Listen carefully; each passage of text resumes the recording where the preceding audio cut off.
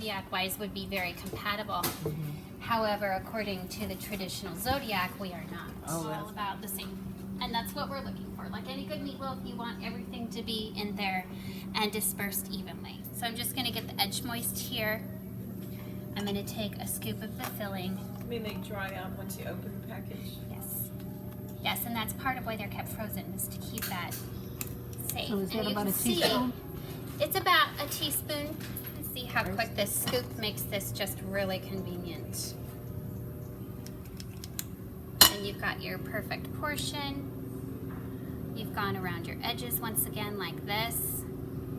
You want just the one side wet so that you can crimp the edges closed.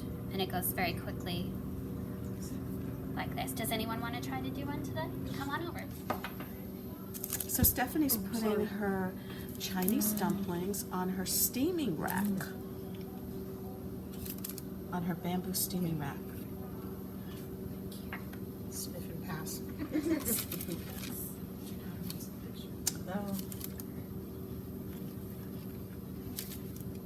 There we go. And this one's large enough. The instructions say that you can fit about 7 to 9 of these. This is a large steaming rack. You can get probably a dozen of these smaller ones in here easily. How much space? We're just going to set this right over the top of the water.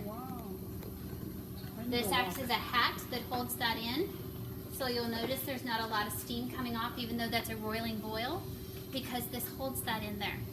This will take about 9 minutes. So how deep is your water? Oh, yeah. It's in the MIRIN.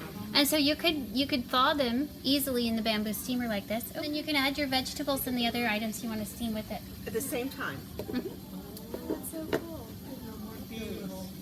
And so if it's just you and one other, you've got, 10 of those, and you've got vegetables on one side. And I personally just usually have a bag of rice in the refrigerator.